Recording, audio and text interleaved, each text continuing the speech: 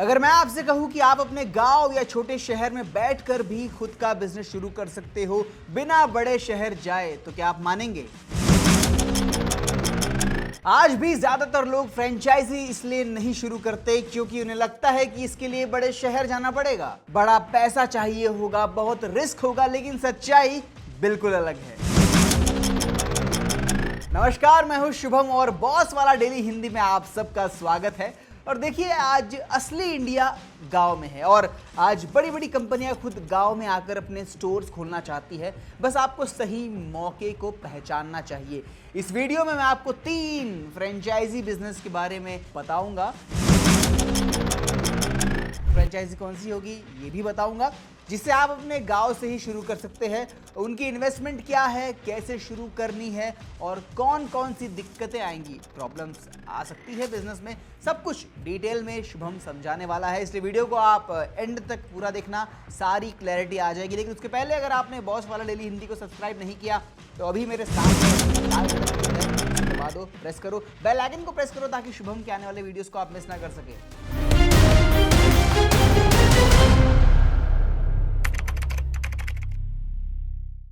चलिए शुरू करते हैं शुभम के साथ। सबसे पहले बात करते हैं अपोलो फार्मेसी फ्रेंचाइजी की। अब सीधी सी बात है, दवाई की जरूरत हर इंसान को होती है, चाहे वो गांव में रहता हो या शहर में। देखो, बीमारी कभी लोकेशन देखकर नहीं आती, इसलिए मेडिकल स्टोर एक ऐसा बिजनेस है जिसकी डिमांड कभी खत्म नहीं होती। जी हाँ, अगर आप अपोलो फार्मेसी जैसी बड़ी कंपनी की अगर फ्रेंचाइजी लेते हो तो आपको शुरुआत में ब्रांड ट्रस्ट जो है वो मिल जाता है और लोग पहले से ही उस नाम को जानते हैं और भरोसा करते ही है। इसलिए आपको अलग अलग से मार्केटिंग करने की जरूरत नहीं है, ज़्यादा खर्चा करना पड़ेगा नहीं आपको मार्केटिंग के ऊपर।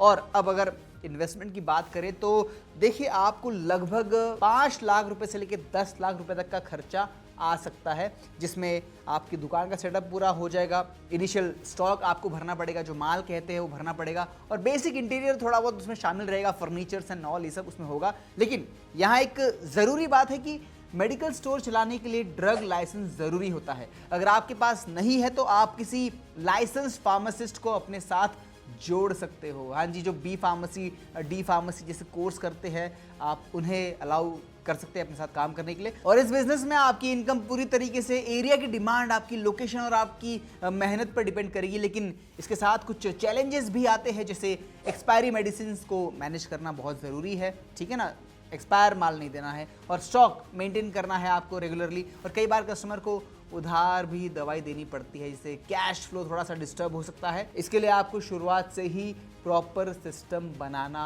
होगा। अगर आप इन सब चीज़ों पे ध्यान दोगे तो मैं वादा करता हूँ ये जो पहला मॉडल है फ्रेंचाइजी जो दवाई वाला है अपोलो फार्मेसी का, ये चलेगा। काफ़ी छोटे शहरों में, टाउन्स में चल रहा है। वो लोग ठीक ठाक पैसे कमा रहे, अच्छी मेहनत कर रहे, अच्छा कर रहे, उन्हें बड़े शहर जाने की ज़रूरत नहीं है।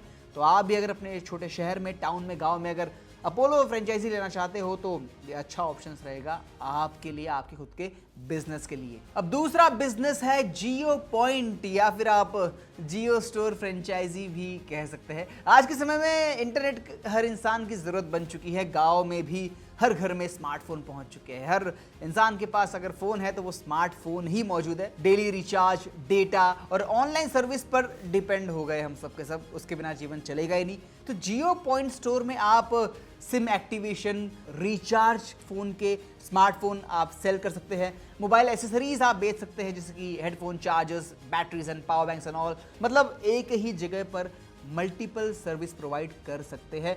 अगर इन्वेस्टमेंट की बात मैं करूं यहाँ पे, तो आपको लगभग 2 लाख से लेके 5 लाख रुपए तक का आपको यहाँ खर्चा लग सकता है, जो कि बाकी फ्रेंचाइजी के मुकाबले थोड़ा अफोर्डेबल है। अब सबसे बड़ी खासियत ये है कि इसमें डेली कस्टमर इंटरेक्शन हो सकता है, और मैं कहूँगा कि होता भी है। और सर्विसेज की जो डिमांड लगातार जो है वो बढ़ती जा रही है। लोग भले ही ऑनलाइन खरीद लेंगे, लेकिन रिपेयर तो वो आपके गांव में ही कराएंगे। तो सर्विसेज की डिमांड रहती है। अगर आप थोड़ा स्मार्ट तरीके से काम करें और उसके साथ आप आधार अपडेट वाला काम शुरू कर दे, पैन कार्ड एप्लीकेशन, ऑनलाइन जो फॉर्म फिल होते हैं, चाहे वो एग्ज़ाम्स के हो, किसी गवर्नमेंट स्कीम के हो, आप वहां से फिल करवा सकते हो, जिसकी आप एक फीस ले सकते हो। बिल पेमेंट आप कर सकते हो, जैसे कि जो भी सर्विसेज है ऑनलाइन वाली, आप ये सब काम भी अपने उस स्टोर से, उस पॉइंट से करवा सकते हो।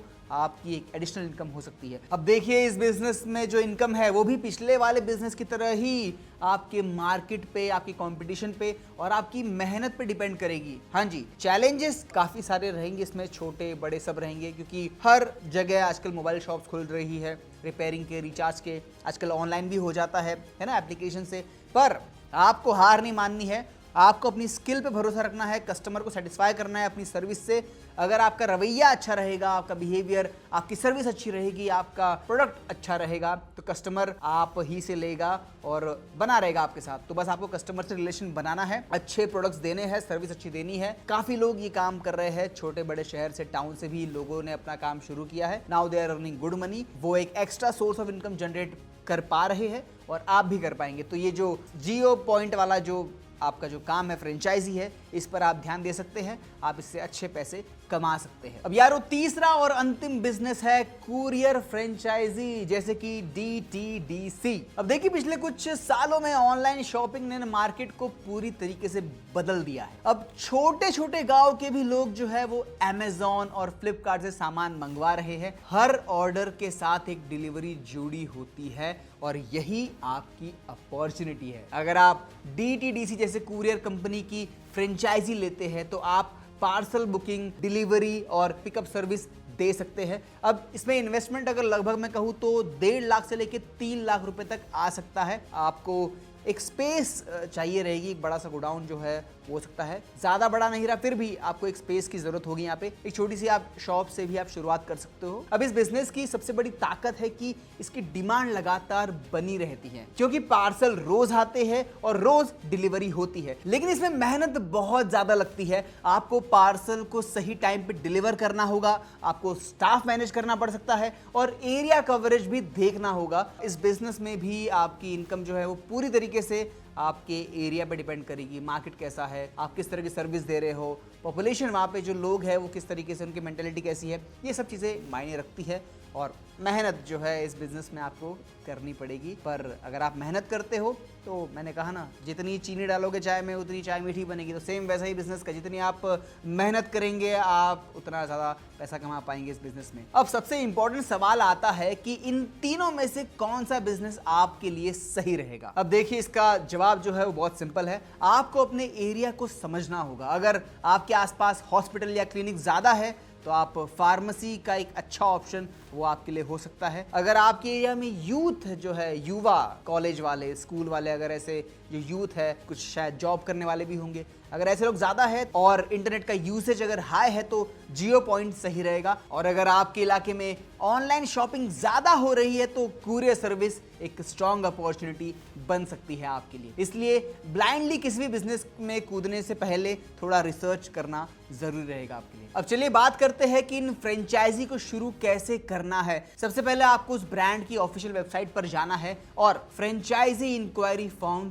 फिल करना है। हाँ जी, एक फॉर्म आता है ऑनलाइन, उसे आपको फिल करना है। उसके बाद कंपनी की तरफ से आपको कॉल आ सकता है, मेल आ सकता है। बेसिकली कॉल आए तो ज़्यादा अच्छा, और वो आपको आगे की पूरी प्रक्रिया, पूरी प्रोसेस बताएंगे। लोकेशन जो है वेरिफिकेशन होगा, उसका डॉक्यूमेंट्स आपसे लिए जाएंगे और एग्रीमेंट भी शामिल होगा। ठीक है, एग्रीमेंट्स बनेंगे आप लोग के बीच में। एक बात हमेशा ध्यान रखिए कि किसी भी थर्ड पार्टी एजेंट को पैसे देने से पहले वेरीफाई करें कि वो ऑथेंटिक पर्सन है, वो कंपनी का पर्सन है। बिकॉज फ्रॉड हो सकता है, तो फ्रॉड से बचना है, स्कैमर से बचना है। और जो हमेशा ऑफिशियल चैनल्स है वहीं आपको अप्लाई करना है, किसी की बातों पे भरोसा नहीं करना है। इन तीनों फ्रेंचाइजी में से किस पर मैं डिटेल वीडियो बनाऊं, आप मुझे कमेंट्स में ज़रूर बताओ। कोई सवाल है तो प्लीज़ आप कमेंट कीजिए, क्योंकि हमारी टीम आपको रेगुलर जवाब देती है। और हाँ, अगला वीडियो आपको किस टॉपिक पर चाहिए ये बात आप मुझे कमेंट करके बताओ, क्योंकि आप बताएंगे तो ही तो हम बनाएंगे। ठीक है, कमेंट्स भर दीजिए आपके सवालों से और आपकी शुभकामनाओं से। और हाँ, अगर आपने अभी तक बॉस वाला डेली हिंदी को सब्सक्राइब नहीं किया तो प्लीज सब्सक्राइब करो, बेल आइकन को प्रेस करो। मिलेंगे अगले वीडियो में। Till then keep watching boss वाला डेली हिंदी। ब्रांड पार्टनरशिप्स और एडवर्टाइजिंग इंक्वायरीज के लिए ईमेल कीजिए brand@bosswala.com या व्हाट्सएप कीजिए 9108014192 पर। बॉस वाला, बी द बॉस।